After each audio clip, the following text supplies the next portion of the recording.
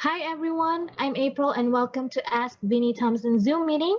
Today we'll talk about asset protection, elder law, and estate planning with a very special guest on Margaret Carrozza, the author of Love and Money. I know you guys are excited, so Vinnie and Margaret, take it away.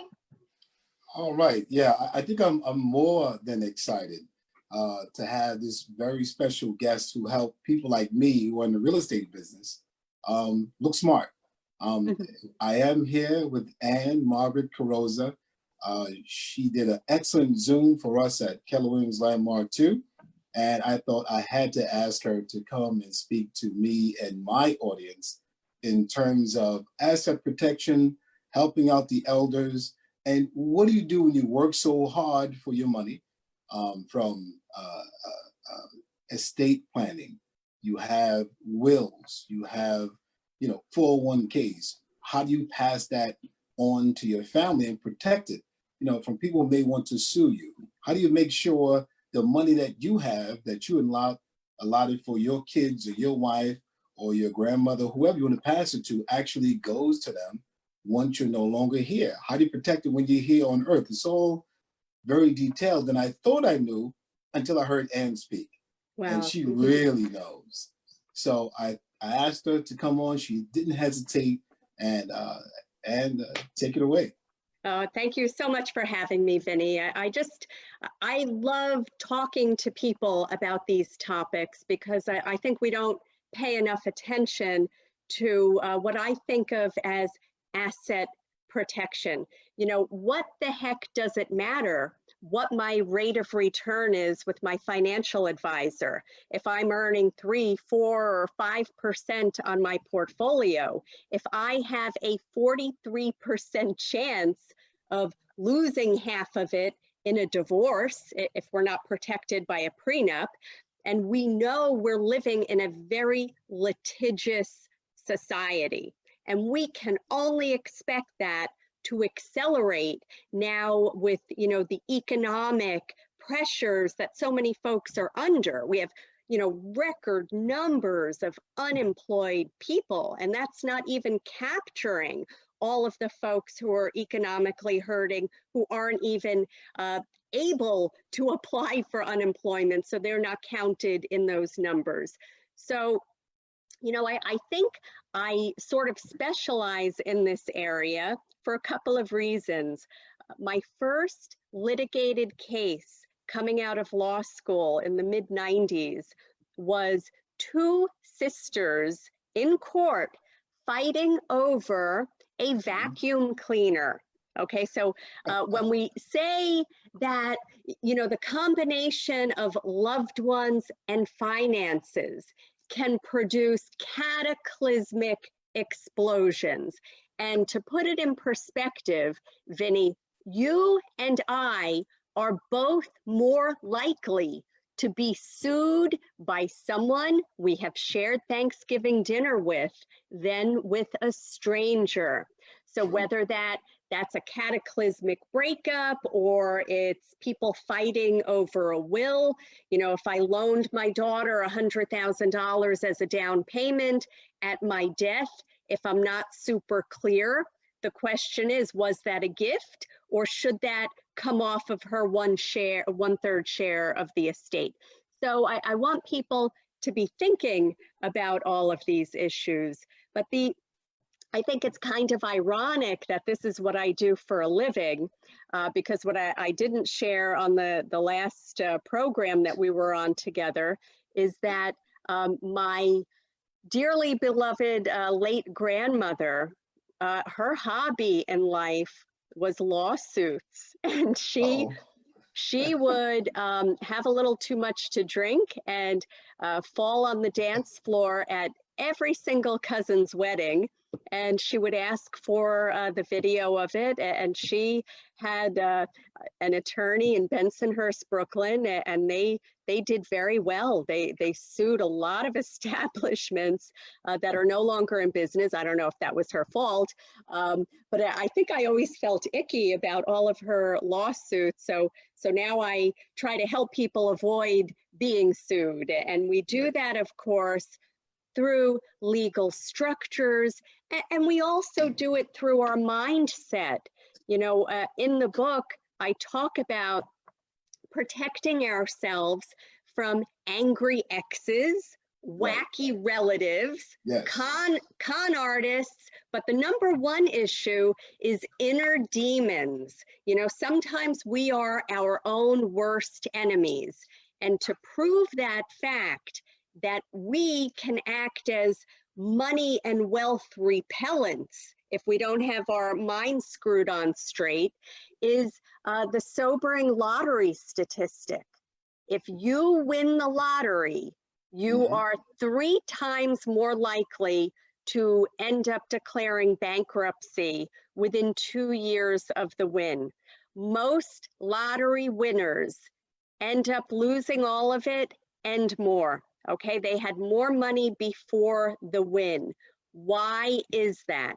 And in the foreword to my book, Dr. Phil says, and it sounds a little counterintuitive, but he says that money problems are not solved by money alone.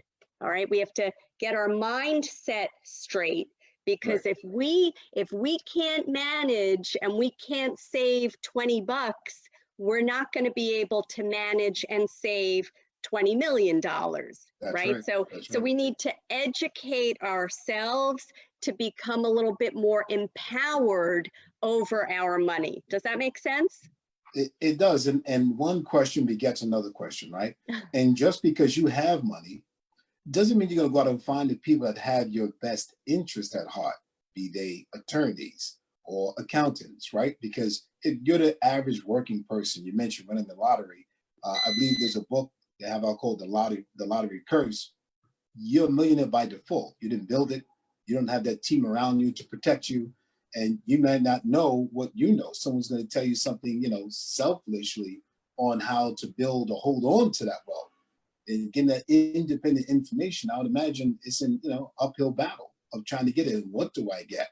You know, how do I want to distribute and hold on to my wealth, in the event of me not being here? Or if I'm not able to, speak for myself, or if I have to go to a home. Yeah, so I had a client, and I've had a couple of clients who are lottery winners. And one particular client, he was married and owned a 2-family home in Brooklyn, and he won the lottery. He won $3 million after taxes. So he proceeded to get a trophy wife, right? He divorced his wife of 25 years, and they sold the house in Brooklyn. She got half of the proceeds. She bought another house.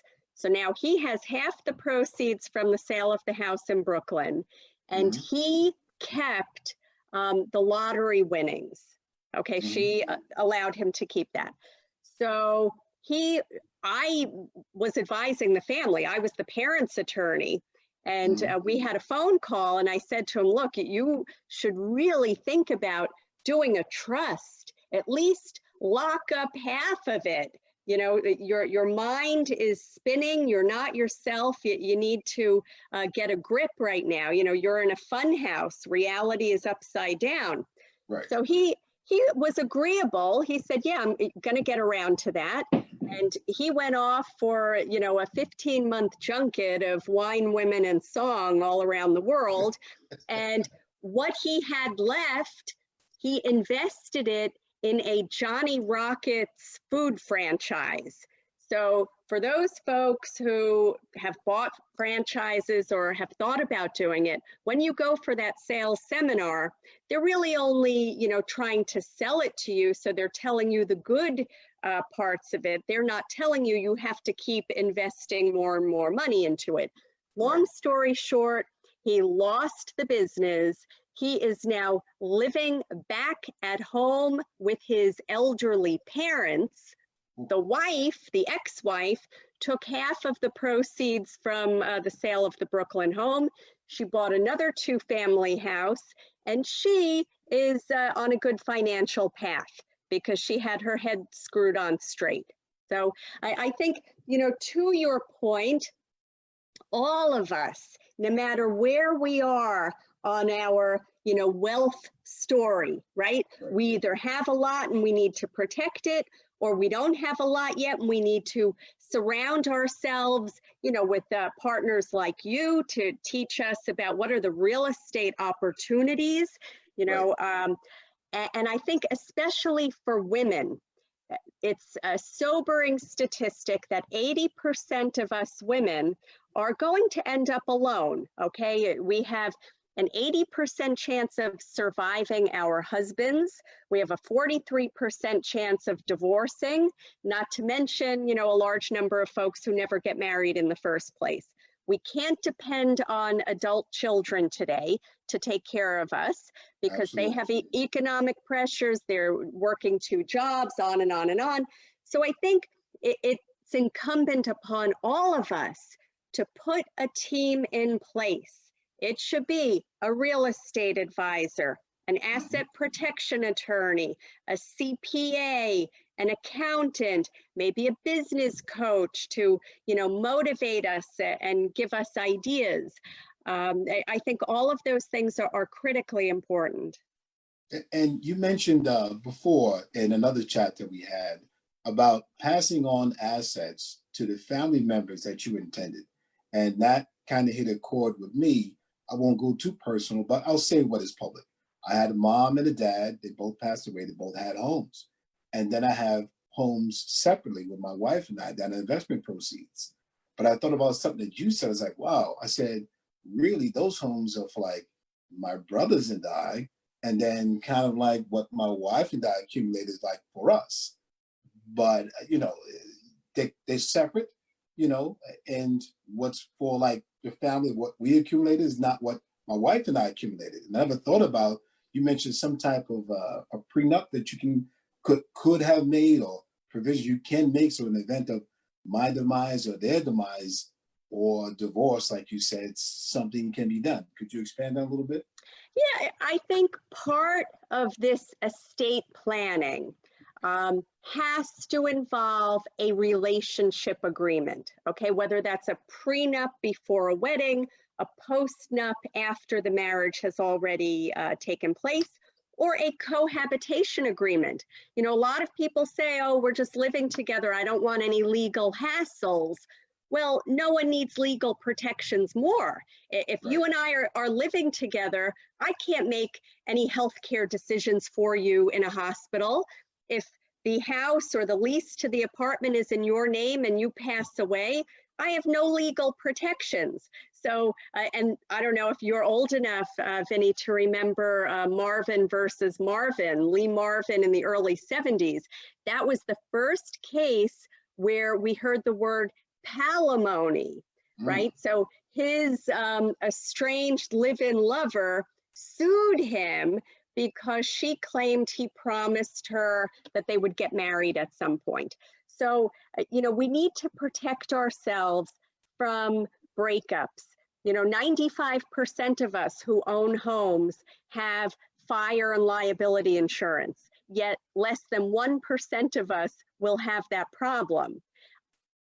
Flip it around, 5% of us have prenuptial agreements, but 43% of us will need them.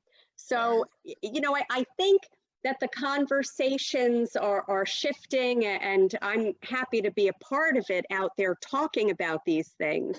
But I don't think it's an option anymore not to have a prenuptial agreement.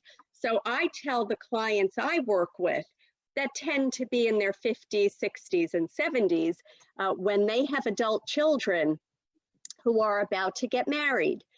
And if they think it's none of their business and they don't want to mention doing a prenup, what we can do in the parents' documents is to say, upon my death, everything in my trust goes to Mary, Susie, and Johnny, on the condition that they shall have taken legal steps to keep inherited assets separate from assets that they may choose to commingle with a partner.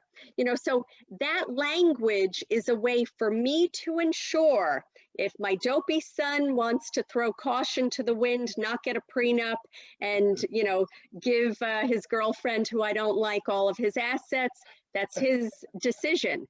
But I can certainly control how, when, and where he inherits my assets in order to ensure that ultimately they go to my grandchildren and they're not caught up in some divorce battle. Absolutely. You know, this is as you were talking now and then, I realized that you really have to have, no matter what you have, I would say you need the attorneys and the trusts and the wills and the CPAs even before you begin to accumulate assets. Because if you do fall into that category of those that get divorced, or, you know, you have these attorneys who advertise all day.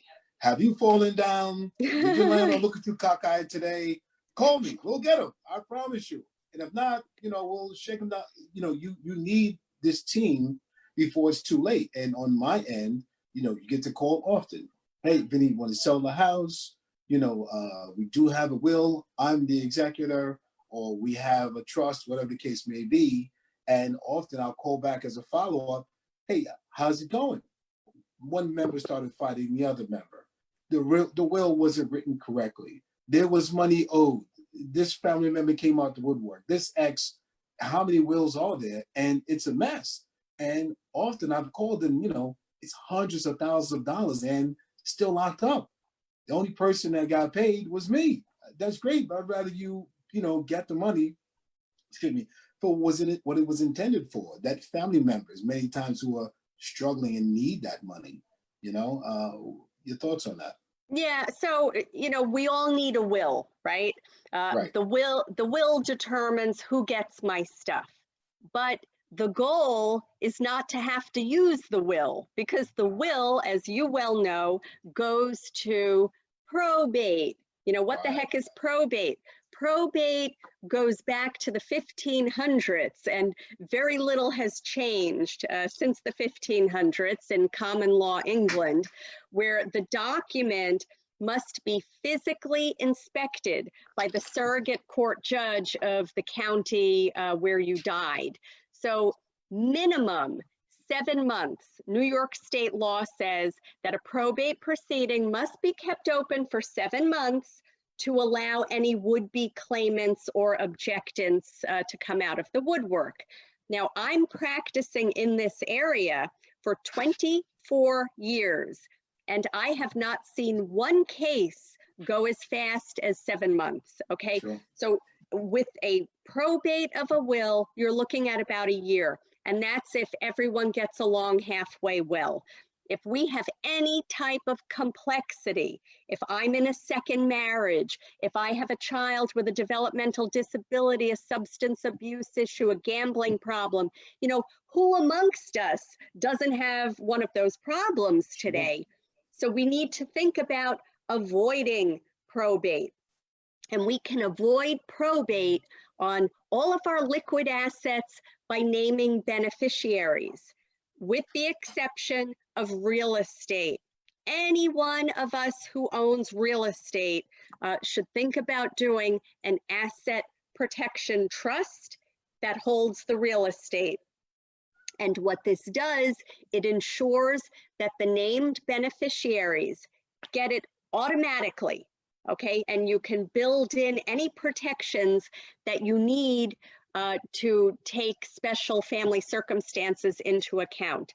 So if I have a second husband and I want him maybe to have a roof over his head, but I certainly don't want to leave him the house and take him at his word that he's going to give it to my kids under his will later, because chances are he's not going to do that.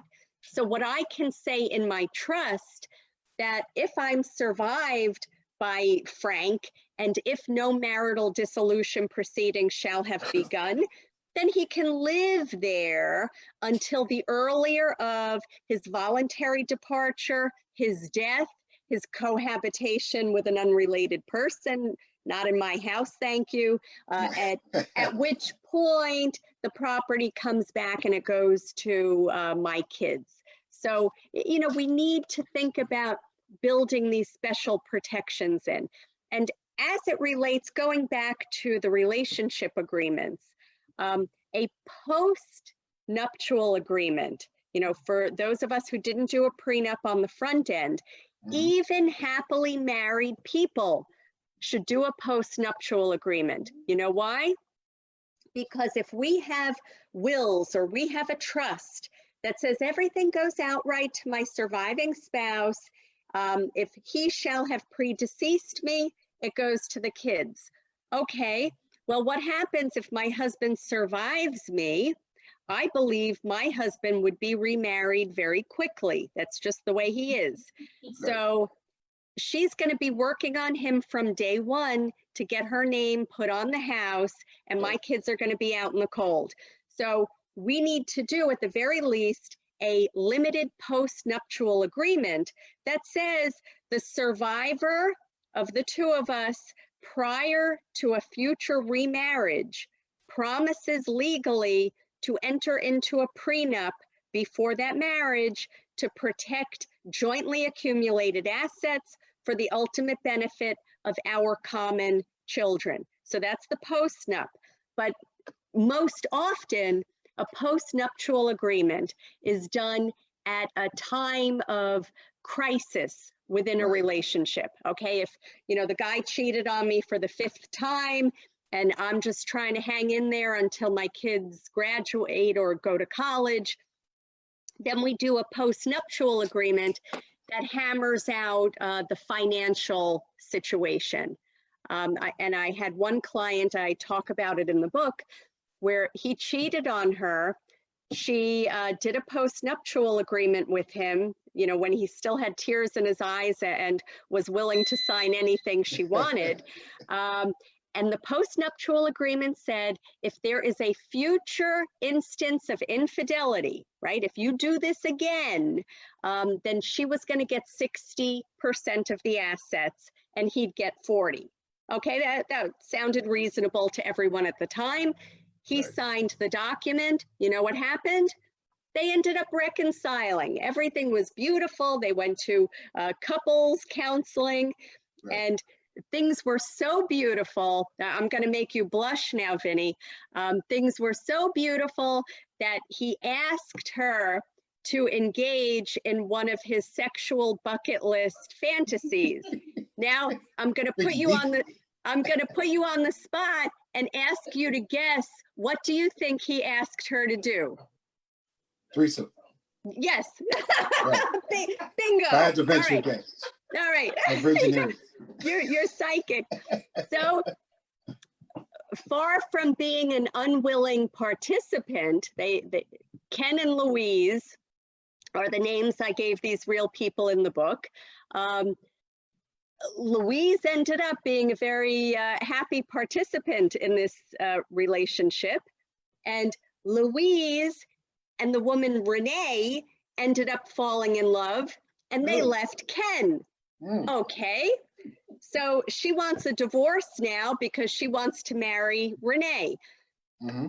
So he came to me, and thankfully I was conflicted out of representing anyone because I had represented both of them at one time. But he wanted to enforce the 60-40 split, saying that she, you know, left him for this other woman. But according to the agreement, that didn't constitute cheating because it was done with his permission. And the only cheating that ever happened was his prior cheating. So she still ended up getting 60% of the assets. So he ended up with 40% and no wife and no girlfriend. But, you know, that's an example of how we can utilize a post-nup. Wow. You know, I'm seized to amaze how many loopholes, not the loopholes, just things that we don't understand when it gets down to it. You mentioned putting in real estate, and can that also work with real estate it may not have in the state I live? So I'm in New York, but I have Florida real estate, something in Ohio. Can that also be put into that trust that you spoke about? Yeah, so I call it an asset protection trust, but I want to be clear that what we call it is not determinative, right?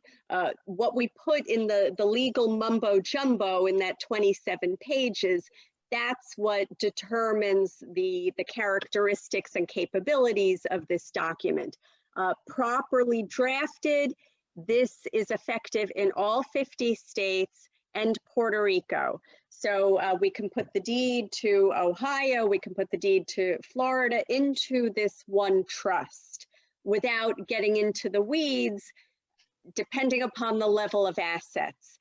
As a New York State resident, once we go above $5,850,000, we need to think about doing a second trust to clip off anything over 5.8, so that won't be subject to estate taxes later.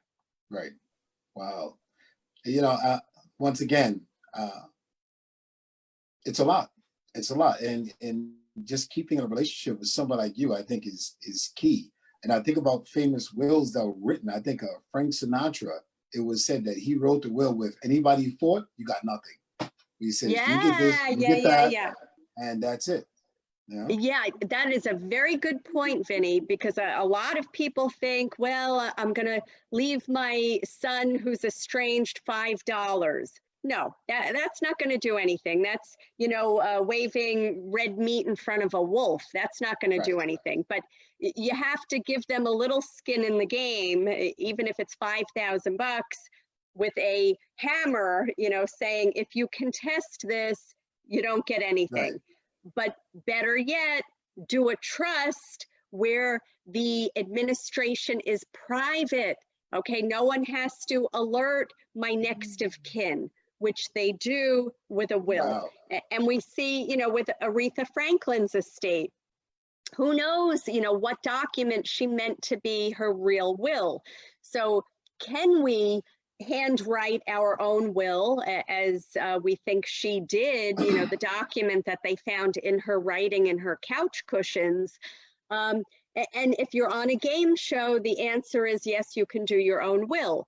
But in real life, that poor family is going to be stuck in court for 4 to 5 years. Yes, Prince, James Brown, That's right. all the things we know, who That's you right. figure financially know better, but they're just like us, Well, you know what I think it is? We're all pushing the can down the road a little bit. And, it's like the dentist. You'll do it next month, you'll do it next year. And I think, step one is educating ourselves about all of these things and maybe taking the first little step. So a big question that always comes up, do you need a lawyer to do this? And, my kids know that they need to turn the channel if the LegalZoom commercial comes on, because I want to throw something at it. And I think, like so many things in life, it's not one thing or the other. It's not all do it yourself. And it's not all, pay an expensive lawyer to do it. There are some things we can and should do on our own. And I said in the last meeting we were in together, I think an attorney who charges for a healthcare proxy should be ashamed of themselves. That is idiot proof. In the New York State Legislature, where I served for 14 years, I was a co-sponsor of the healthcare proxy law in the mid-90s. And the whole point of that law was to make it user-friendly, that you don't need a lawyer.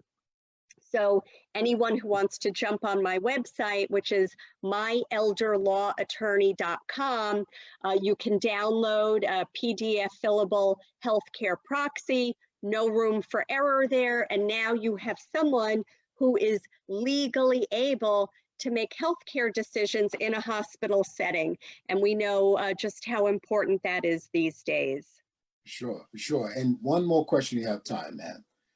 You mentioned before about someone going into a home and protecting the assets that they have, especially if you write it in the trust.